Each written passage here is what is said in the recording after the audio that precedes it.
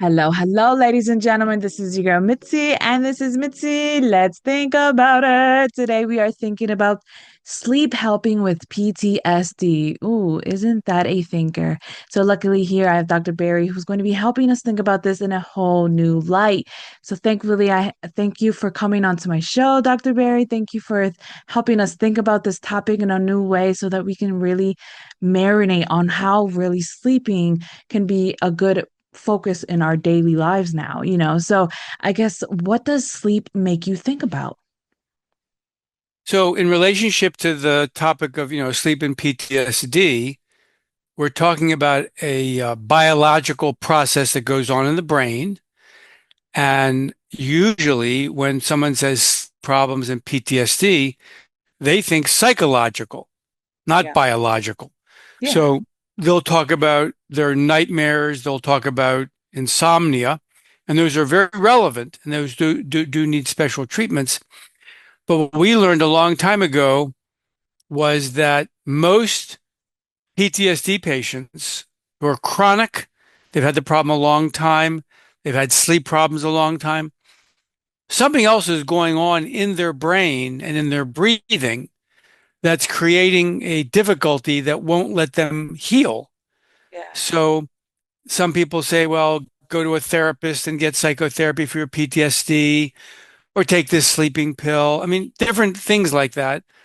But what we learned is their brain is actually much more active at night in a way that's not healthy Mm. because the brain is supposed to be sleeping.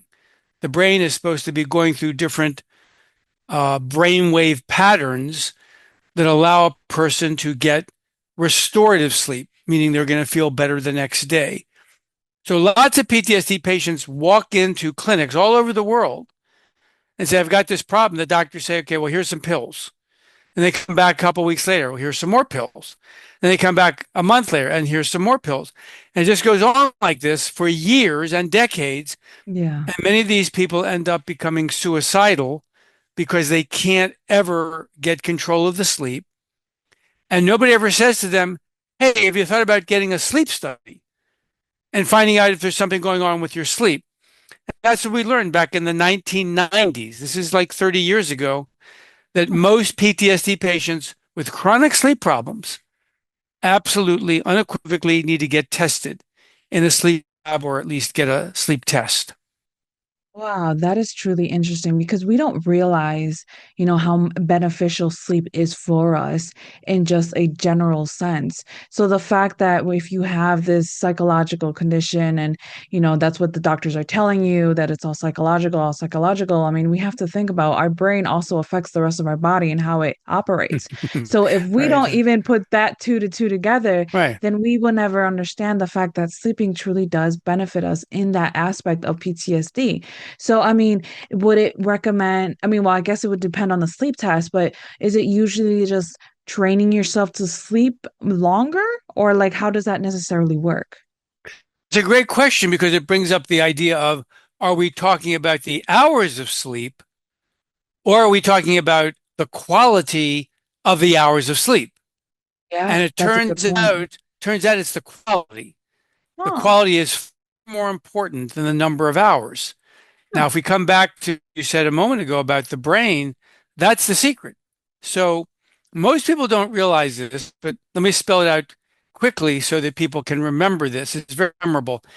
If you don't sleep, Okay. or if you have poor sleep, something's wrong with your sleep, you are having brain damage. And so people don't like to hear that word. They're like, what do you mean brain damage? So let me say it again, brain damage.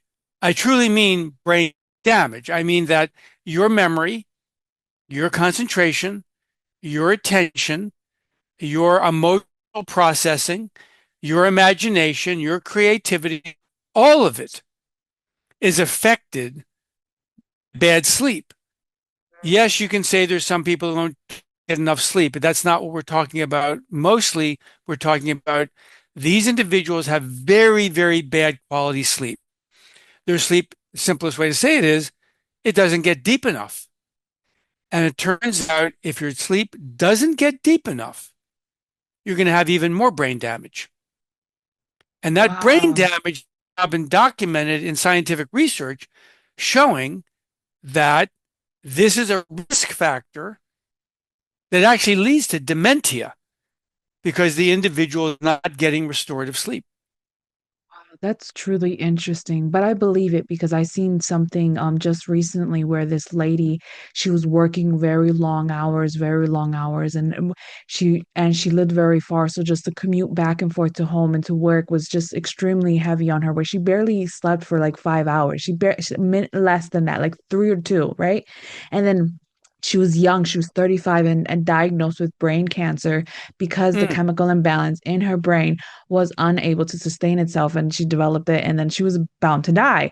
You know what I mean? And things like that. So I was just like, that's really interesting. And the fact that you're bringing it up, how we need to sleep deeper, you know what I mean? That quality. So is it more of that REM sleep? You need to go in that REM sleep for a longer period of time?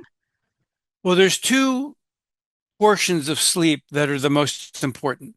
The Okay. first half of the night is called the deep delta stage three non-REM sleep. Okay. And then the final third of the night is called the more REM sleep. And in the middle third is, you know, mixture of things. But in general, you start out with more deep in the beginning and then more REM towards the second half. And both of them are critical. Both of them are crucial. If either of them or both of them are damaged, and by damage, I mean thrown out of cycle. Like if you go into deep sleep and you have a breathing event and the breathing event kicks you out of that stage of sleep, well, when you get back to sleep, that doesn't mean you automatically go into deep sleep. It might take you a few minutes of wasted time to get back into deep sleep. REM sleep is tricky because in the second half of the night, when you have more REM, that's when you have the worst breathing events. Huh. So the sleep breathing events, which is what we're talking about in most of the PTSD patients, call it sleep apnea, sleep disordered breathing, upper airway resistance, various terms. That breathing event knocks the person out of that sleep stage. And now the person has got to like find a way to get back into that sleep stage, which sometimes might happen in a minute, but it might happen in 5 minutes or 15 minutes or an hour or never. And so both of these stages, like the deepest sleep in the beginning of the night, that's where most of the brain damage is going to occur Hmm. if it's not happening because there's a system in the brain that cleans out the waste matter. And it Okay. does that in the first third of the night in that deep sleep. If the deep sleep isn't there, then you aren't cleaning your brain. The study just came out a month ago. I published this on my free Substack website called fastasleep.substack.com, where they showed that Ambien, the drug Ambien that everybody talks about, Yeah. it seems to interfere with the brain cleaning itself during the night. Well then. And so if it's doing that, you could argue that Ambien will one day prove to be a risk factor for people getting dementia or other Yeah. cognitive problems because it's not letting the brain clean. Now, the second part of the night is the REM, and the REM is very important because it helps us with emotional processing and learning how to adapt and cope. The sleep breathing problems are horrible in REM. Hmm. REM is very, very difficult to breathe as well as other stages of sleep. So it's very common that if you've got a breathing disorder, you'll be waking up in the final third of, you'll be saying, "What? Why did I wake up? What's wrong with me?" You go to the doctor, and the doctor say, "Oh, well, you must be depressed. Yeah. You must have anxiety. You must have PTSD. Let me Yeah. give you another drug. Let me raise the Hmm. dosage of the drug." And the person tries this for months or years. It doesn't work, or it works a little bit, but it's not helping them get the REM sleep. And so they lose out on that. That's why this sleep disordered breathing theory that we discovered in the 1990s, began publishing on it regularly ever since, even put a paper in the Lancet journal in 2019 Wow. describing all of this. It's so many people who walk in the door to a sleep center and say, well, I've got insomnia. I say, okay, I know you have insomnia. I know that you think that's psychological, but we're going to test you. And there's a 90% chance we're going to find out you've got a breathing problem too. And Mm. people just don't want to hear this because they go, oh, do I have to wear a CPAP mask or what do I have to do? Bottom line is it's a very big deal. It's an epidemic. Yeah. Most doctors don't know about it. And your listeners will be very fortunate if they, you know, among other things, they could buy a copy of my book, Life Saving Sleep, which goes all over this material. Yeah. And my website, has a lot of information on it, barrykrakowmd.com. Yeah. And you can learn about this and realize that this is a big, big deal for people that are trauma survivors who have been diagnosed with PTSD. Oh, absolutely. So do you think that during the day, just practicing more breathing can help you in this process so that when you're ready to go to bed at night, it kind of just stimulates it or just activates it or just I mean, does that help in any sort? It's a great question, and everybody asks that because it Mhm. seems so natural. Like you Right? go, you like if I went for a long walk or I went for a jog or I went on the Yeah. treadmill, wouldn't that make my airway stronger? And I think you argue that it would do that. Unfortunately, though, when you breathe during the day and when you breathe during the night, you're talking about different systems in the body that kick in. And so this vulnerability that you have for what's called airway collapsibility is what leads to people having sleep disordered breathing. And a lot of people have been wondering about this, including ourselves, for decades now, as to whether or not PTSD Yeah. actually does something to your airway, Yeah. where it somehow makes it so you can't breathe as well while you're sleeping. Now, the alternative approach to what you're saying is not so much what you do at daytime, but when a person gets into this space and thinks about it, they'd like to have something to do. Like, this is a really interesting idea. What can I do? I can't run out and get a sleep study. Yeah. I tell people, and this is all again in my book, Right, but that you can use nasal strips, nasal dilators, nasal sprays. You can evaluate your nasal breathing. And it turns out that if a person improves their nasal breathing, mm, just within a week or two, they will usually start to sleep better. Now, that's mm, not the cure. That's not a yeah. cure, Yeah. but it's remarkable how many people, just by working on what's called conservative early intervention, nasal strips, nasal sprays, and so forth, they'll realize not only that they're sleeping better, they're going to go, you know what? Maybe I do want to try that CPAP machine. I mean, if you're telling me I can just do this little and I'm already sleeping better, how much better is it going to be when I get a really full breath? Because it happens with these PAP machines. There's a caveat, though. It's very important to hear. We stopped using CPAP 20 years ago. We discovered that CPAP, which stands for one pressure, continuous, in one pressure, you breathe out. See, these sleep breathing events are very complex. You have them when you're breathing in, you have them when you're breathing out. So that's why people use CPAP because it's one continuous pressure. But it Yeah. turns out CPAP is too hard to use. It's very uncomfortable. It causes anxiety. In fact, in trauma patients, it can trigger claustrophobia and panic attacks. Oh, absolutely. So in 2005, we discovered there's a better PAP machine called bilevel. And of course, I talk about it like crazy in my book and in all of my research. It's on my website. It's called bilevel. It Mm. means you breathe in one pressure, very comfortable, because it's fun to breathe with these machines breathing in, but it's more Mhm. anxiety producing breathing out. So what does bilevel do? Two pressures, it drops the pressure so that when you breathe out, it's not so uncomfortable. And we began using bilevel in 2005, 20 years ago, put all our PTSD patients on it. They loved it. And there's actually now all these inventions out there of like more advanced bi-level machines. And we have seen tremendous. We published papers on PTSD patients who came to see us with their insomnia, their nightmares, um, their anxiety, their depression, and they'd go on bi-level compared to CPAP because they couldn't use the CPAP, Yeah. and they would actually demonstrate statistically significant improvement in their insomnia, in their nightmares, in the quality of their life, in feeling like everything was moving in a different direction just by doing what? Just by treating their sleep disordered breathing and not going crazy about, well, here's all the medicines you have to use for this problem.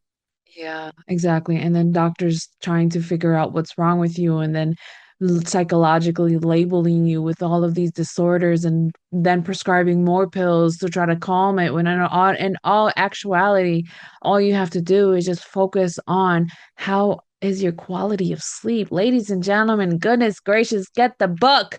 You know what I mean? Get Mm, the book and right. focus on your breathing. I mean, if you're looking on a way to truly better yourself. I mean, this is, I think, the best way to do it is by just managing and focusing on the way that you're sleeping because people don't realize like your quality of sleep truly does mean a lot, especially if it can help with night terrors, with PTSD. I mean, goodness, my mom suffers with night terrors. This is something that I'm gonna tell her to do and get because Right. that is something that's been bothering her for the longest of years. And I always know when she had a night terror because the way she wakes up and the way she talks to me on the phone, like I could Mm-hmm. hear it in her voice, like the grogginess, the tiredness, you know what I mean? The anger just because of the unnecessariness of just being disturbed at night. And I think Mm-hmm.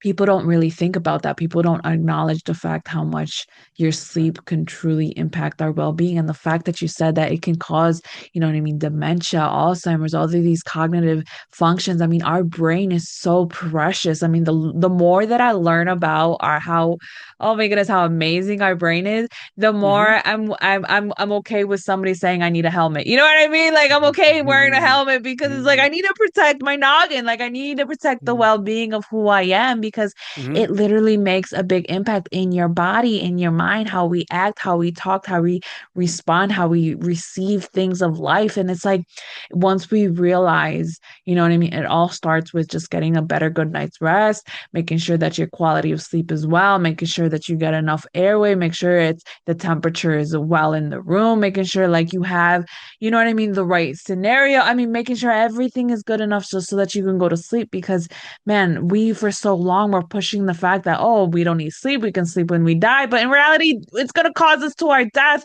if we don't do something about it. Ah, and it sucks to know that time is catching up to us because, man, we could really dive deeper into this if we really wanted to. You know what I mean? So, what can be some lasting words of wisdom that you can leave us off with to keep on thinking? Well, I think it's very important just to tag on to what you said there that, you know, there are still people that have psychological parts to this. And there's Absolutely. many people who still, can benefit from certain kinds of medicines. But the problem is much larger in that think about the nature of sleep and the respect it gets or the respect it doesn't get. And that's where the problem lies because we're sitting here having a very good conversation. It's informative, it's got some detail to it, but I guarantee you, many people will hear it and go, "Oh, well, that just couldn't be true." I mean, sleep just couldn't be that important. And see, the way you think and you spoke about it, you're getting it and you're saying, "Well, no, wait, no, sleep is really important." But no, the society, the medical community, the mental health professionals, and you know what that means then? That when you're trying to deal with this, you know what it's like if you're dealing with a health problem. You want the sense of support that your doctors or your family or your Yeah. friends or the nurses or whomever it is, physician's assistant, nurse practitioners, you want to know that they're thinking, oh, yeah, we want to help you with this. But that's not what's happening.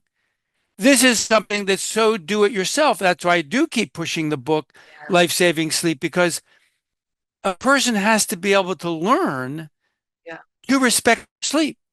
And once you Hmm. say, gosh, I never thought it could be this important, and yet you pointed this out, How could your brain, which is this incredible organ in your body, how could it not need a rest? How could it need cleaning? Everything else in the body has to rest. Everything else in the body needs to be clean. So why wouldn't the brain be the same? And since it's the most important organ in the whole thing, why not have this thing called sleep? Now, when you go about it that way, you'd be the spokesman, spokeswoman, and people go, "Wow, she's really on target. She knows what we need." But I'm telling you, this is a part that is actually kind of a scandal that so many people do not respect sleep, and they think, "Oh, blah blah blah blah blah." And once they learn that they have to respect it, it's nerve-wracking because everybody else around them is like, well, why are you so caught up in your sleep? Why do you think that's such a big deal? Man, you must be really lazy. You must be looking for some excuse. So that is the hurdle.